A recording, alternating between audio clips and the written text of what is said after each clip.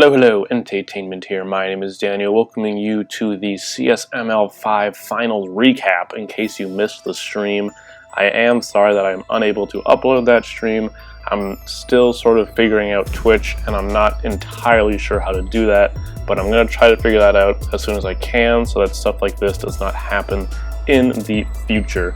But basically, this video is just going to be me trying to remember as accurately as I can what I was talking about during the live stream, because I think I covered everything pretty well during that, and this will just be a way for people who didn't see finals to actually see the results. So basically it ended up being Riolize and his San Diego Wild Chargers against Alphajores and his Magcargo Tel Aviv. There was a poll done in the Showdown chat room, and it was predicted that Alphajores is going to win. It was like 14 votes to 12 or something, so very close. So Alphajores was favored in this matchup. And speaking of a team matchup, one thing that I noticed early on was actually Riolize's Gashadon. I was expecting a defensive variant, which didn't end up happening, but you'll see that later. But if you look at Alphajores' team, he really doesn't have much to kill this Gashadon. At least that's what I thought, because unless he has a random grass move on something, then Gashadon will be very hard to kill for this team, especially because I think Gashadon gets... I predicted Gashadon to have like Sludge Bomb or something, just because Alphajores has a bunch of fairy types that he's really comfortable using. Which brings me to my other point. Riolize brought his Sableye. I don't know if it was Mega or anything like that, but he did end up bringing it, which was odd to me because Alpha has a pretty prominent fairy in Clefable that he tends to bring all the time, and Clefable really shuts down Sableye pretty well. He also has a Azumarill that can get burned, but still Sableye does not really appreciate taking even like a burned play rough by any means. So I was a little confused by his choice to bring Sableye, but there it is. And nothing really stood out to me on Alpha's team necessarily. It just seemed like sort of one of his normal teams with Tyrantrum and maybe a Belly Drum Azumarill, defensive Mandibuzz, just stuff like that. So there wasn't any weird choices or particularly potent choices that I noticed on Alphajores' team right away. So we're just going to get into it.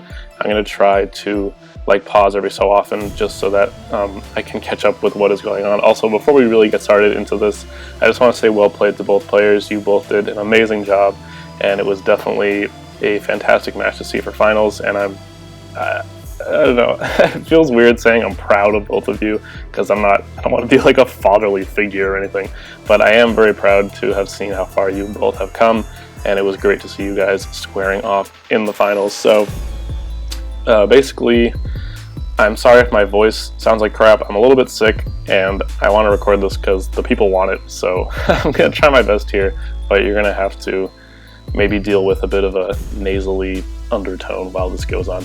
Anyways, the Jirachi ends up leading against the Metagross and starts revealing that the amazing coverage that Jirachi possesses. Alphajores just decides to actually sack his Metagross here, which I'm not sure how I feel about. Looking at the team that Rio brought, Metagross wasn't doing much in the first place, it seemed, so maybe it was fine for him to sack his Metagross there. He just kept going for pursuit on the Jirachi and ended up going down. So already Rio with like an early lead over Alphajores. He then switches his Typhlosion into a Torkoal, perhaps predicting a fire type attack to get the Flash Fire boost, but Alpha was probably expecting that and went for a Toxic instead. Unfortunately, he misses, which is going to be a recurring theme in this match. There were a ton of missed Toxics, and Toxic was clicked like multiple times. It's insane. But so he does miss the Toxic there, which allows Typhlosion to actually reveal the substitute, therefore nimbly dodging the next Toxic. It does reveal leftovers, and here it actually reveals a physical set, which is absolutely insane. I was saying that I don't think Typhlosion gets any setup moves during the live stream when this happened, and then it went ahead and revealed Power Up Punch, so that's pretty crazy. He decides to just go for Earthquake here. Azumarill reveals his Berry, which probably means he's a Belly Drum set. And then Rio just opts to sack his Typhlosion after getting a crit with Earthquake.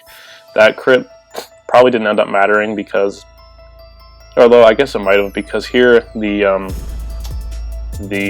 Pig Boy, the Miltank, goes for rocks, which effectively prevents the Azumarill from switching back in unless Alpha can get rid of these hazards. So that was a pretty heads-up play by Rio. And actually, thinking about it now, I guess the crit did matter, because if the Typhlosion hadn't gotten that crit on the Azumarill, it would have been able to switch into hazards one more time. It would have been at like 20-odd%, maybe low, maybe like 18%. I'm not quite positive, but anyways, he goes for rocks on the out switch, and this Mandibuzz comes out while Miltank misses a Toxic and gets taunted by the Mandibuzz, and then Sableye comes out and gets Toxic by said Mandibuzz. So that's pretty bad. One of the few things stopping a Mega Sableye is status, if you can get it before, if you can status it before the Magic Bounce, and unfortunately that did end up happening. I don't know if this thing is actually Mega. I don't think it reveals the Mega at any point, because it's about to just go down here to a Moonblast. It does go for the taunt on the Clefable and then just dies.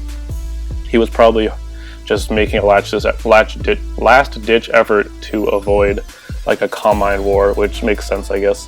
So the Azumarill does have to go down to hazards as the Torkoal comes out, and the Gastrodon takes another Toxic. So just so much Toxic is going on, and this isn't even the most Toxic. You're about to see some hella Toxic in a second.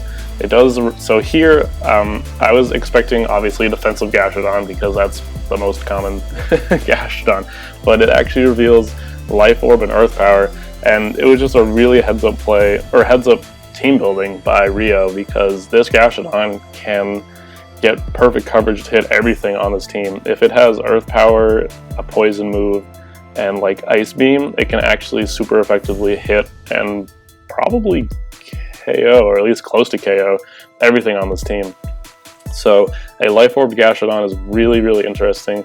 I was saying at the beginning of the match that I thought Gastrodon will be able to put in work just because it's impossible to kill, but it actually ends up putting in work because it is offensive and speedy and Life Orb. So that's really crazy. Unfortunately, it is Toxic, so it is not going to be hanging around for much longer.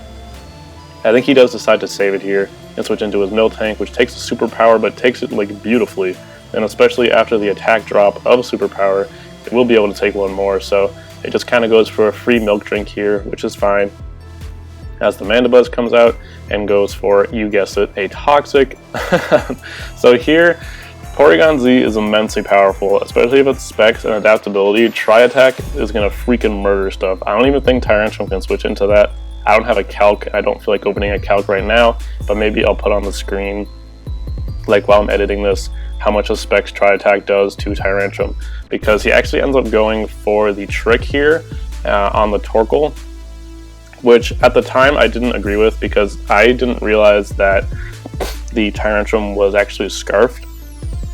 So here basically he just loses a ton of power and gives away his Specs, which actually, as you'll see in a second here, it allows the Torkoal to take this Tri-Attack, because the Porygon no longer has that attack buff, and then Porygon in turn has to take a Spec Lava Plume. So that was just a ton of damage that could have been avoided if he had just clicked Tri-Attack, and then I guess it doesn't end up mattering anyways, because this thing comes out and just kills it because it is Scarfed. So I'm not sure what I would have done in that situation. I probably would have kept my Specs, but it ends up basically the same result. So here Miltank goes for a Toxic while the Tyrantrum goes for Earthquakes, which doesn't really do anything. Miltank, I think, clicks Toxic again and misses here, and now Mandibuzz is going to click Toxic as the Miltank actually misses Toxic again.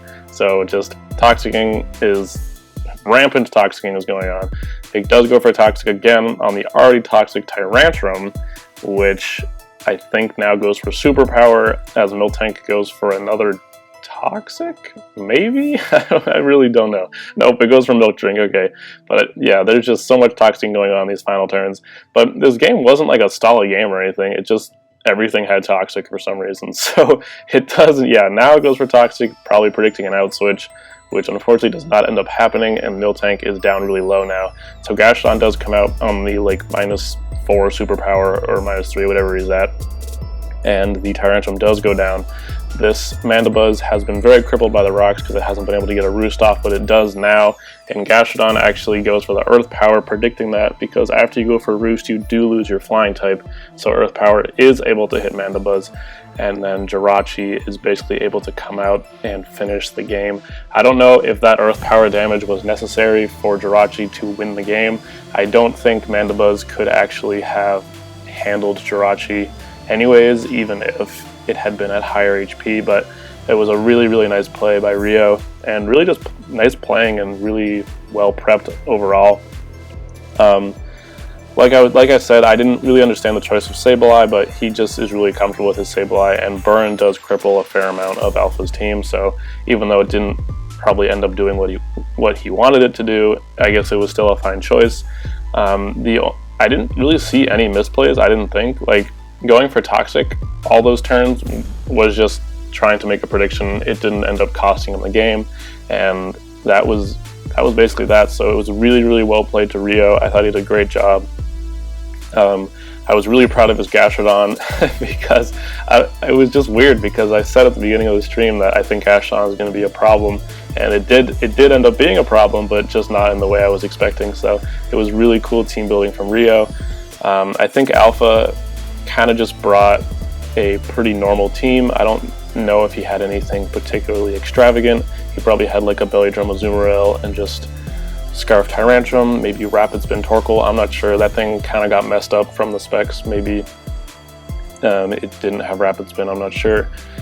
And maybe Calm Mind Clefable or something like that. I don't know. But Rio definitely had a more diverse team. It wasn't insane, but Special Jirachi isn't usually seen, and obviously Life Orbed Gastrodon is never seen, so it was really nice team building from Rio, and overall just a great match. I thought it was really fun to watch, and it was an excellent way to end the season. So basically just well done to both of you.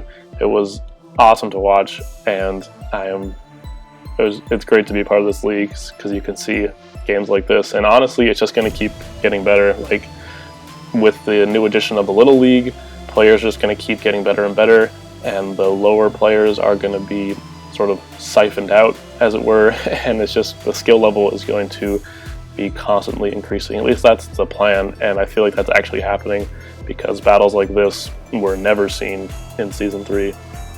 I wasn't even here for the earlier seasons, so I can imagine the skill level from then has seriously ramped up a lot. But I think that's going to be the end of the video. I don't think I have anything else to say about this game. If I haven't said this already, Alpha, you're an amazing player, and Alpha is actually going to be representing our league in some kind of league convention, so that's really, really cool that we got that opportunity. So thank you, Alpha, for all your hard work and dedication. You're an amazing player, and I hope you do well in the tournament coming up in, like, I don't know what it's called, but it's some kind of league convention, which is amazing that we have a representative for that. So I hope you do well in that tournament. I'm sure you will, because you are very good at what you do, I would say. But anyways, that is actually it. So thank you guys for watching, and thank you for sticking around for Season 5. For Season 4. Season 5 will be occurring.